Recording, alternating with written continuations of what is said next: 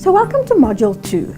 In this module, we're going to look at how to manage change in our news organizations.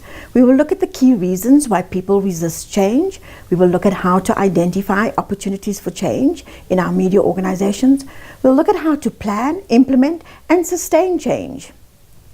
So let's start off with why should we change? What reasons would we want to change? But more importantly, what reasons would we not want to change within our organizations? So consider for a moment why people resist change. Consider why people might not want to change, even though all the evidence shows that newspapers have declining circulation, that television is facing new problems, new challenges, that radio is changing the way it produces its news.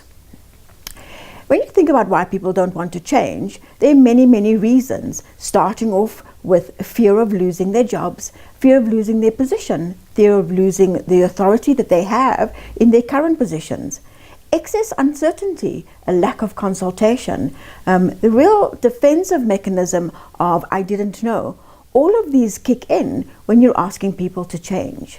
So the process of change management starts off by really understanding why people might want to resist the change you're about to introduce. When we're preparing for change, it's critical to find the right opportunities for change. It's also critical to understand that change is an action. We cannot sit in our newsrooms waiting for an opportunity for change to present itself. We need to actually go out there and understand what change opportunities exist, what change needs exist, what needs are out there that we're not meeting for our readers, for our listeners, for our viewers, and what can I do in order to meet those needs. To do that, you need to understand your own product. And to understand your own product, you really need to be open to critical review of reader, listener, and viewer feedback and comments. You need to be asking yourself, where do I get my engagement? What allows our audiences to interact with us? Where do we get our clicks? This might entail speaking to readers or viewers or listeners and finding out whether in formal groups, such as focus group sessions, or in informal groups, such as casual conversations with our audiences, we need to understand what they like and what they don't like about our products. We need to understand where we don't meet their needs. And finally, we need to understand what the gaps are in our service delivery as opposed to our competitors. In this day and age, it's important to understand if you have a loyal audience or an audience that simply finds you convenient and would move along to the next product that provides its need when it's more convenient to do so. So let's think though, why do you do what you do? Why do you produce the news in the way you produce news? Why do you disseminate your news in the way you disseminate news? Are you using methods from 10, 20 years ago because that's how you've always done it? Or are you doing it because you've considered the most efficient way to do what you're doing? And very often change comes from recognizing a sense of constant improvement is needed within the newsroom.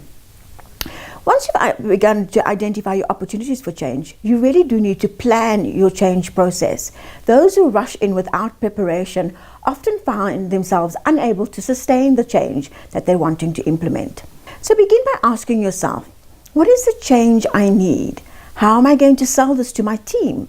How will I present it to our audiences? What do I need to explain the change that I want to introduce?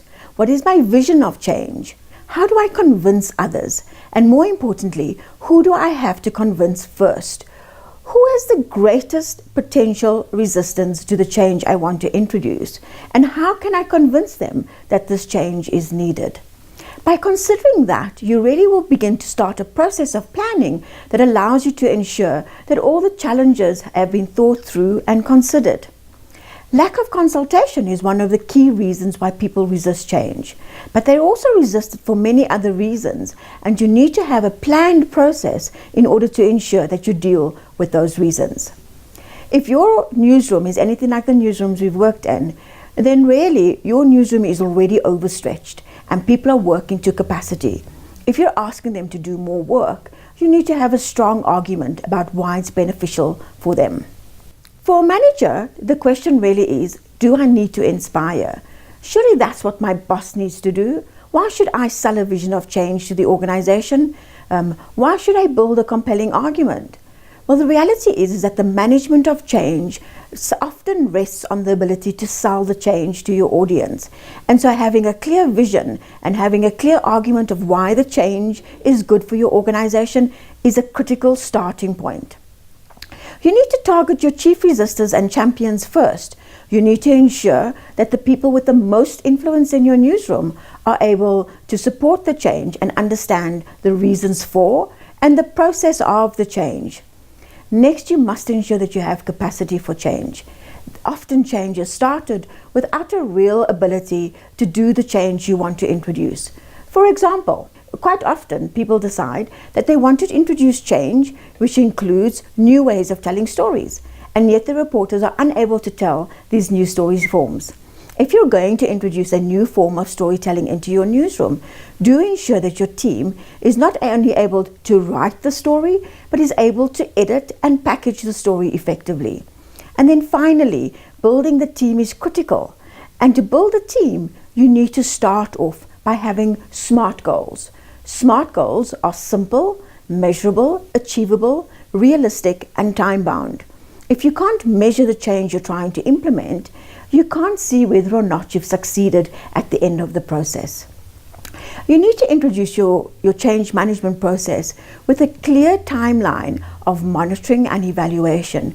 What are my milestones? What do I need to achieve? When do I need to achieve? And who needs to help me achieve those particular milestones? By monitoring and evaluating, you can also take tinier steps to ensure that, that you are fixing while you're going, or that you're even adapting your process as you go along. What you don't want to do is to push along without recognizing signs that in fact the change management process isn't happening, that what you're trying to achieve is not achievable, that what you're putting in place has no benefit for your newsroom. In fact, the biggest challenge for any change manager is to push through the difficult times when criticisms mount. But an even bigger challenge is to fail. And sometimes if you're a good manager, you need to know when to fail, and you need to be able to fail fast. Effective leaders don't avoid failure, they learn from it.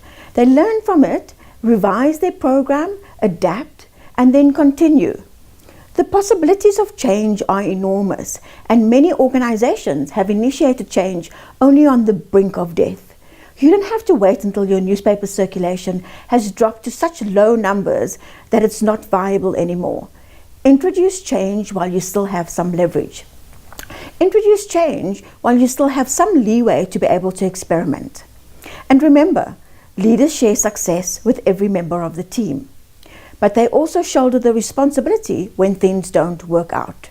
They shoulder the responsibility alone. They don't blame staff members, they don't blame other people, other organizations, their competition, or even the system. They acknowledge that it didn't work and they move on. They review the process, even if it is successful, and just to see how things can be improved, and they move on. They start all over again. The change management process is a cyclical one. You're constantly at some point of the change management process, and sometimes you're on similar processes at the same time.